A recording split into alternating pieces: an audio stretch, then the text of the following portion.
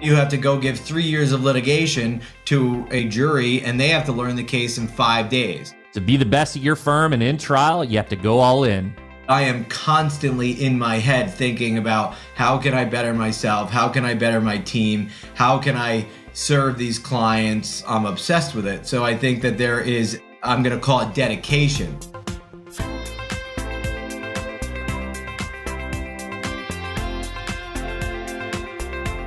You're listening to Personal Injury Mastermind, where we give you the tools you need to take your personal injury practice to the next level. John DeGasperis, partner at the law offices of Basch Keegan, rakes in the likes on TikTok with over 2 billion likes and over 70,000 followers. John sees social media as a tool to build a community. He spends his own money on PR and marketing for his personal brand and has found success in documenting his day for creating content. Everyone has a different style when it comes to social media, but for established attorneys with money to spend on marketing, hiring a production team can elevate your visibility and your caseload. John is an exceptional trial attorney and brings each case he takes on to life. In one slip and fall trial alone, he used 77 exhibits to convey his client's story. He shares with us his insights from years in the courtroom.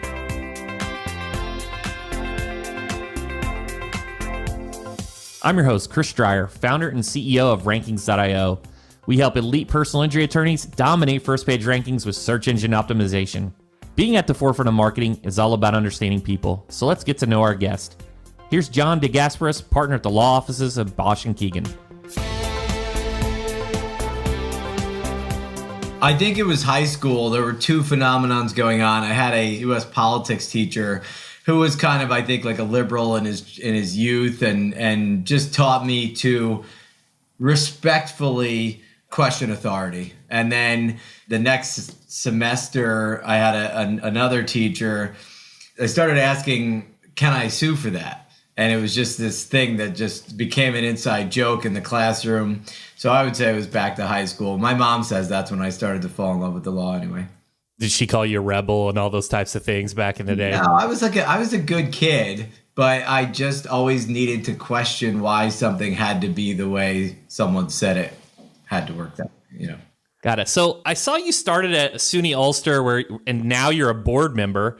And you say on your website, attendance at SUNY Ulster was life-changing and instrumental in putting you on the path to success. So I really just wanted to dive into that. What was it about SUNY Ulster that really had this impact on you? Yeah, thanks for asking that question, because I think it is a timely topic with student loan debt forgiveness. I'm a big proponent of community colleges. I was forced to go to a community college because my dad said, I'm not paying for college because I wasn't a good student. I was an athlete and a social star, if you will. I liked having a lot of friends. And so I went to SUNY Ulster. I was playing baseball my first semester, and it just dawned on me after the coach didn't start me in the first game that if I can't start at a community college baseball game, I'm not going to be playing baseball as a career. And I decided that I needed to learn how to study and read books. So I committed myself to that. But, I was a stranger to academics, really. And SUNY Ulster had all of the resources and the teachers that I needed to really start my academic foundation. And so when I returned to my hometown after college and law school, I reached out to the college to see if I could help, and now I'm a board member of the SUNY Ulster Foundation. Our goal is to fund students who don't have as much financial resources and ensure that they have access to a college education. SUNY Ulster has been recently ranked as the #1 community college in New York State, which is a big deal because, if I'm not mistaken, each of our 62 or 64 counties has one. So it was a big thing for us. Fast forwarding to your current firm, you earned a partnership at a very young age. It's very uncommon to do that. The legal vertical is extremely saturated. So for any of those listening, what were some of the elements, some of the tips that you could give other personal injury attorneys that are trying to make partner, and how you did it? I think hard work is a cop-out, because I have found that there are a lot of people who work hard. And don't get me wrong, I worked hard. But I also adopted the law firm, its mission and objectives as my life. And I'm not saying that that is necessarily a good way to go about things, or that some would say that's a lot. Like, I live this place. I live my work. It's at home with me. It's on vacation with me. And that's not to say that I don't have downtime, but I am constantly in my head thinking about, how can I better myself? How can I better my team? How can I serve these clients? I'm obsessed with it. So I think that there is, I'm going to call it dedication. I was dedicated to the firm, not just through hard work, but in weekend events within the community, coming in at weird hours to get a project done, wearing the t-shirts, the branded t-shirts, not because I thought it was actually a marketing tool, but just that's what I represent. And I believe in the firm's sort of level of integrity, respect, and so I think it's dedication to everything that your law firm stands for.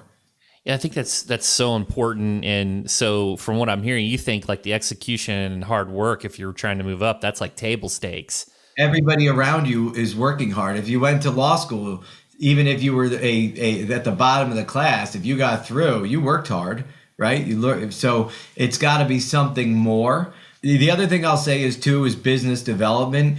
I had a certain innate rainmaking ability, and I do believe to some extent that is innate. Some people are good at sort of forming the ability to rainmake, social media, newsletters, whatever it might be. But I remember when I started with the law firm I'm with now, I decided to send a postcard out to my little book of business, letting people know that, hey, I made this move. And, I think a lot of other laterals didn't do that. And I used my own money. I didn't use the firm's money to do that. We also serve a region. We're not nationwide. We're hardly even statewide. And so, I know my region and I know how to go get what I need there. So I do think that the ability to bring in new money is also a huge factor. Fantastic. I love the proactiveness and the postcard and just staying top of mind. I mean, that works wonders. I mean, that's what it's all about. It's attention arbitrage. Yeah. And you have highs and lows too, right? Like, I sent that postcard, then I did another follow-up, and then the work consumed me. So there was a little bit of time where I wasn't as forward about the marketing, because I also believe, I'm at a point in my career where all of my cases come from other lawyers. So you have to do the work, you have to execute and deliver for the clients and the referral sources. And then, the work speaks for itself. So there's a little bit of, you have to know the balance. So you said it was this natural kind of, you had this rainmaking abilities. How did you come across this, and who are your mentors in helping you develop? I have a mentor, and he's the founding partner of this law firm. He's been a mentor to me in many respects, because you have to remember, so I'm with a very small sort of boutique firm. And so you're a business owner, you're a trial lawyer, you're customer relations, you're human resources, you're all of it. So my mentor has taught me a lot in all respects, but him primarily with respect to the law and being a trial lawyer and also being a good member of the community. My mentor is very generous, very philanthropic, and I struggled to understand the importance of philanthropy. But my partner is Eli Basch. I named my son after him. I mean, my whole career in many respects is based on the things that he has taught me. And also, I spent a year with a solo practitioner who taught me a lot about passion. As John has risen through the ranks as a trial attorney and won more and more cases, I want to know if it ever gets more difficult to win those trials. I often think when I'm in the courtroom, I can't believe they sent that lawyer against me. So I keep expecting that they're going to throw me the person that's going to be my Achilles tendon.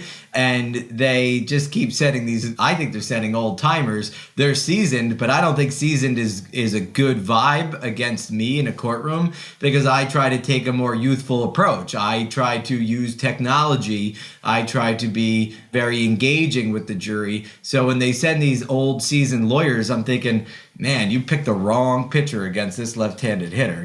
That's what I keep thinking to myself. So look, you mentioned tech. Is there a particular tech that you utilize that to illustrate your points to tell a better story? I got to imagine they're probably doing the flip charts and the drawings, and you're bringing in this high tech. The hardware itself seems to be changing every time we go to court, honestly. And admittedly, we're not going to court that much anymore, which is a total disappointment, right? So if I'm trying three or four cases a year anymore, that's a lot. And every time we try a case, we're like, damn, that technology failed us, or that didn't work the way that we thought. And in fact, I just tried a product liability case, and in the middle of trial, my tech failed. Like, everything failed, the audio. So I have to now play this video of the accident, and I have no audio. We're like holding microphones up to computers, and you have to be able to pivot without sort of losing your cool. So the hardware seems to change from trial to trial as we try to explore new things, but we definitely use, I've been using graphic animations, and they cost a ton of money, and they're worth it because they scare the hell out of insurance companies. We use medical illustrations even on our smallest cases. If there's some way to bring a numeric factor to life, I'll do that. So I had this one client who used a pain chart, and he just sort of made up in his head he was going to use a pain scale of 1 to 10 in this diary that he made. So we took that and made it into a visual chart. I have a case against a medical malpractice case involving pharmaceutical drug use, and we're going to make that into a chart to show the jury sort of the dosages that were being used over time. You don't always have to spend a lot of money. We had a great result on a simple trip and fall with a serious injury. We used 77 exhibits in a trip and fall case. 77. And the jury loved it. It wasn't too much. The judge was pissed, thought it 77 exhibits, and some of them related to economics, some of them related to her medical, right? So it wasn't all just the defect in the ground, but we bring cases to life. We have to. And my paralegal is absolutely critical in our trial success. So, I think I had a good trajectory, but as soon as I brought my paralegal on, who is absolutely exceptional, I haven't lost with her, because as a team, we know the cases that we should try. We don't try cases that we don't believe in.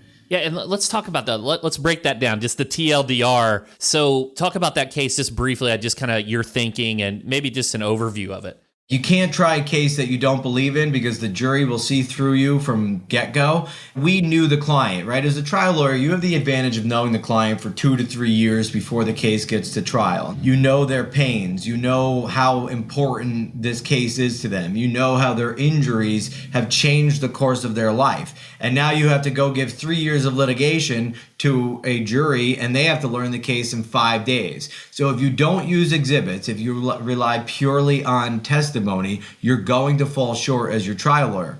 So in that case, the woman had gone to a car show up in upstate New York at Lake George, and it was dark out, and she was at the motel watching the cars drive by, and she tripped in this essentially a pothole. She broke her shoulder. She had to have an emergency shoulder replacement. She lost her wage. She was a woman who never had much as it was, and certainly lived paycheck to paycheck.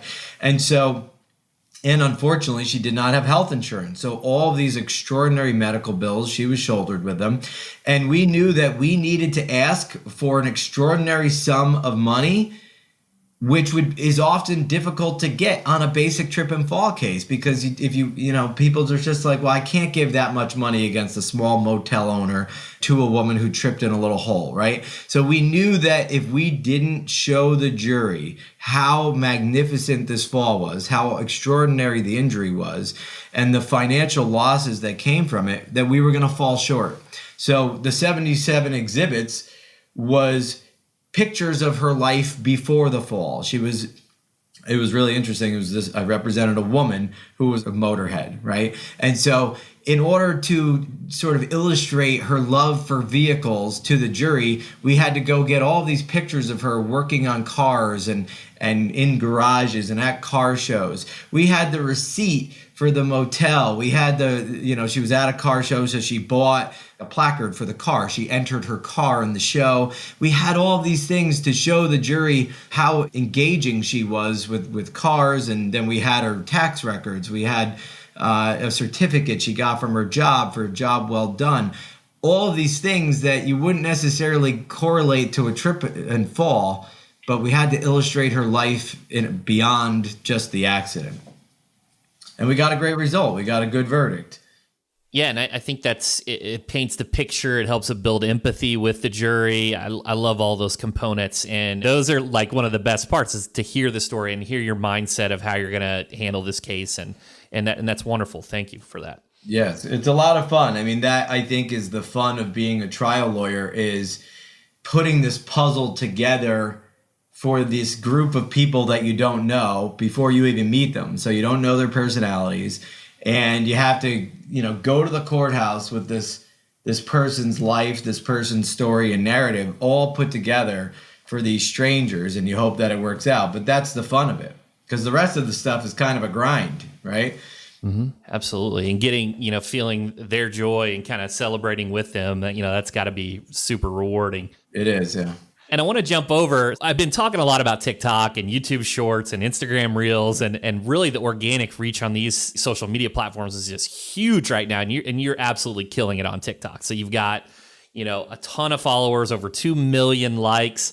And we also talk about, the 3 elements of successful practices: know the law, do it, and bring in business. And let's talk about that third piece. So how does social media fit into your strategy in regards to business development? So I'm in New York State, and we had a very sort of strict approach to COVID. And so one day I'm sitting in my law practice, I'm watching sort of the whole COVID situation unfold. And our governor basically says, if you have a business, close it and go home, with an indefinite, no one knew when you were coming back. And I said to myself, if I come out of this thinking that the same marketing tools that we used before COVID will hold the day, I'm going to die on the vine. So I started making videos. The goal initially was to give my clients and the community updates about the court system through video and how the court system was being affected by COVID. My first video I put on my law firm's website, and one of my partners said something about it, not negative, but just said something about it. And then it hit me, the first video, don't ever do it again on the firm's website. So it's mine. I pay for it. I own it. It's my name. Now, that's not to say I don't ever mention the law firm, although I rarely do. It's my brand. And then no one else can say anything about it. And if they do say something about it, then I can make a decision about how I want to handle it, either deal with it or walk away. But it's been a wild ride. It's not easy. It's time consuming. And part of my success again is like actually delivering on the deliverable, which is the law practice and the settlements and the verdicts. It's hard. I find it to be expensive because at first I was trying to edit it myself, and then I'm like, well, I'm not doing the law work. So I hired, and now I have multiple people. You're juggling, you're spending a lot of money. And I believe in it for this reason. Because when I go out to buy gas or to the farmer's market or to the bank, people say, hey, I saw your video, or hey, I love your videos. And even though the likes or the engagement may not be on the videos, and sometimes that's disheartening, I know it's working, because when I go grab drinks with my buddies, they're all busting my chops for making all these videos, right? And the community sees them, and I know it. It's a branding campaign for me. I do very little paid advertising, and I'm going to start ramping that up now because I think that is like my shortcoming in the whole process. But for me, it's a branding campaign. I believe in the mission. My mission is to educate people about personal injury law. I rarely talk about anything else, maybe a little bit of criminal law because I do that too.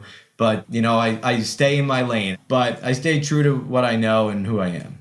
Well, on the counter to that, I think the material that you put out is stronger, right? There's more depth to it. Even watching it, I can tell that you're really an expert on these topics, and it's not like moonlighting on, a random trend or something. It's really focused in. And I wanted to kind of just break this down. And just so for our audience, you talked about a team. So, you have an editor. What's the team composition look like to do this quality work? My team has changed over time. At first, like I hired my cousin who was very part-time, and we would struggle to get one video out a day, and we would do it, in the 10 minutes between a deposition and a court conference, and it was totally chaotic. And now I have a bigger team. Still, everyone is part-time. I have 2 people that work directly for me, and then I subcontract out certain work. And that's still evolving. I mean, I'm still trying to figure out what works well. The platforms are constantly changing. We're a little scattered, but we're trying to tighten things up. I spend a lot of money on it. And I know a lot of people who do a very good job and don't spend a lot of money on it. But I want to be a lawyer. Like, that's why I'm doing the social media, is to succeed as a lawyer. And so if I feel like if I switch the two and spend too much time or too many resources or dollars on the social media, I will lose myself as a lawyer. And that's not what I want. I want to be a lawyer first, and I want a team that supports me. And so we're moving toward that goal. Yeah, and I think I saw a video on TikTok about you being vulnerable, saying, like, hey, I just want to be a lawyer. I don't want to do HR. I don't want to do payroll. And you mentioned some of these things on TikTok. And I was like, that's pretty great to see, because everyone talks about the benefits and the job and the glory, but you're kind of being vulnerable, talking about what you didn't like, but what's necessary. This past week, we were talking about well, who am I as a brand, right? And authenticity is one of those things. So we've been sharing some vulnerable moments, and to all the young people out there who are thinking about going to law school or who are in law school thinking about how they want to spend their careers. I didn't know this when I came back home to work in a small town and work in a small practice, but I'm an entrepreneur. And I didn't know that until I reflected on it looking backwards. And so it can be a challenge to juggle all of these things. I don't think being a trial lawyer is for the faint of heart. And I don't think running a busy personal injury law practice with just 5 lawyers and 12 staff is for the faint of heart either. And then bring in the social media team, which is my team, working sort of in the home of a law practice. There's a lot of personalities to juggle. I happen to be sort of like a type A, and handle stress well. And I thank God for that, because otherwise I'd either be 6 feet under or in a mental institution by now. But I think that it is part of the life of being an entrepreneur, is juggling, a lot of things at once and handling the stress. And the other thing, I just want to focus in on this question, and I don't want to beat it with a dead horse here, or whatever the saying is, but you say you spend a lot of money on social media, and you mean on the production of the content, not necessarily the ads. You said, hey, maybe that's in the future.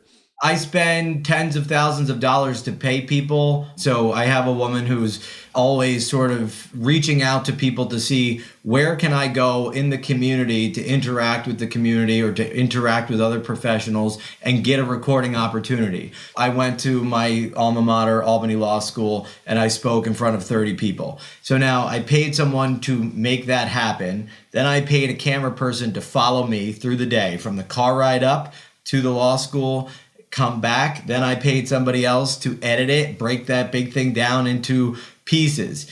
And so, yes, it's primarily production. I literally at times will walk around my community with a camera person. And, it takes a certain level of confidence and also disregard for other people's space. And you got to just kind of go with it and believe again in what you're doing.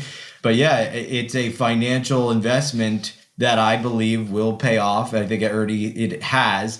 It's difficult to track. So when you're branding, it's hard to say, well, that case right there came from my marketing efforts because that had a tracking telephone number on it, and we can track that. It's more so, I knew that person 10 years ago.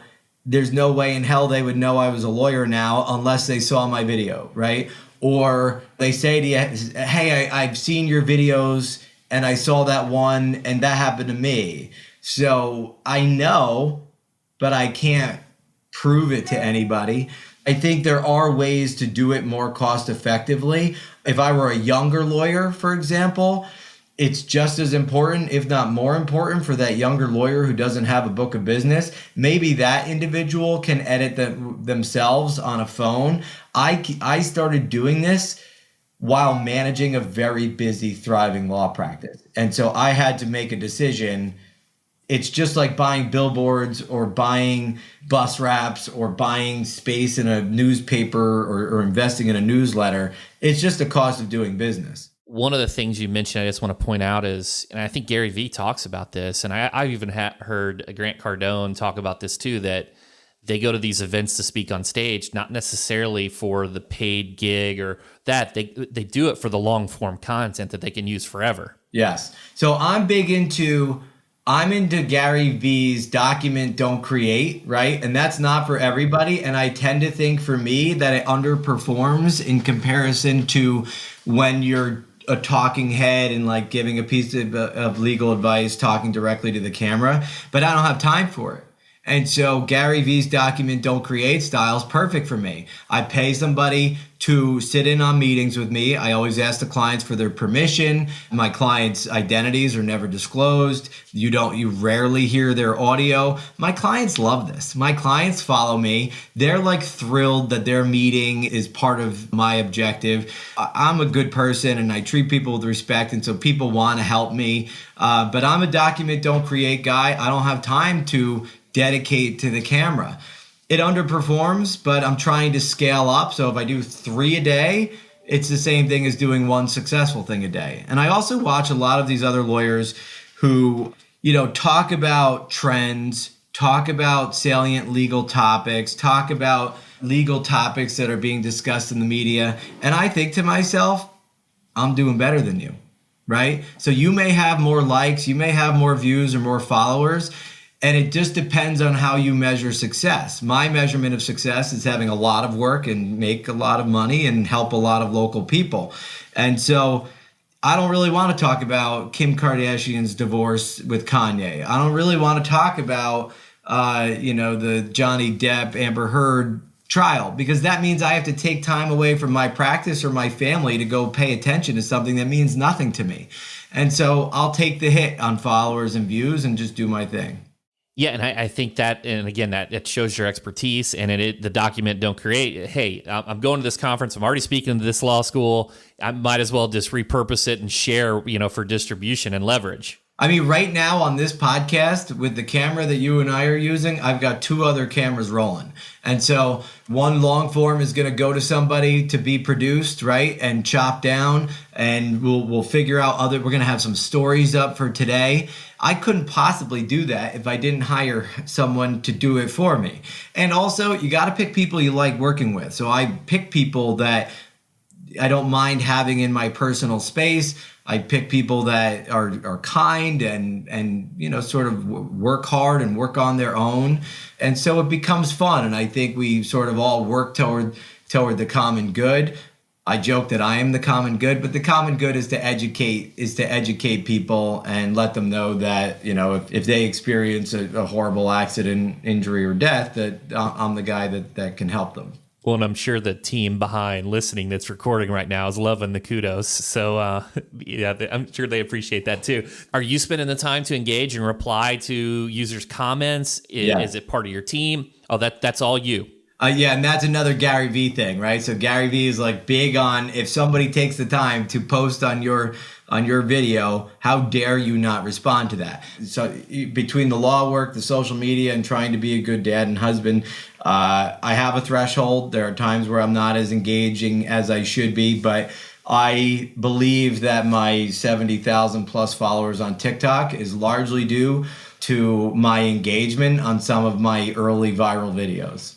Yeah, that's incredible. I was just curious about that because sometimes people get these like community managers and it's like ghostwritten your voice, but maybe they don't have the same expertise. No, but you know what I do, and I'm even rethinking this, is when I post a video, I don't always write the blurb underneath there, and I want to get that back because it's not my voice. And I have no idea whether or not that means anything in terms of the video's performance, but I want that back. I want to start having my voice be the supporting sort of text that follows these videos. And so we're working out a process for that too.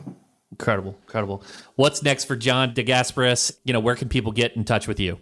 I have a lot to do in terms of personal injury law. So I'm not done. I've got many years to go. I want to get a 7-figure verdict. So I don't have that yet. So I gotta go get that. Possibly politics. I've been thinking recently that I have maybe more to say than just my legal specialty, or I think I have more knowledge than that. And I also see the power of social media. And so if you have 70,000 TikTok followers and growing, maybe when it's time to run for office, you just say, go vote for me on there, and there it is. So possibly politics, but I'm focused right now on running my law practice. I have 2 partners who are sort of at their point where they want to slow down and retire. So my other younger law partner and I have been sort of taking the reins, and we're in a very competitive environment, and competing is fun. It's thought-provoking. It forces you to innovate. I think as an entrepreneur, I still have a lot to learn, and I want to learn it. So for the next 5 years, at least, probably 10, I'll be running a law practice. When everything is content, you've got to document everything. Be sure to hire a team to capture each relevant moment that can be translated into long and short form content. Because this team will be with you every moment, hire someone you actually love to be around at all times. When making or documenting content, stay in your lane and stick to what you know.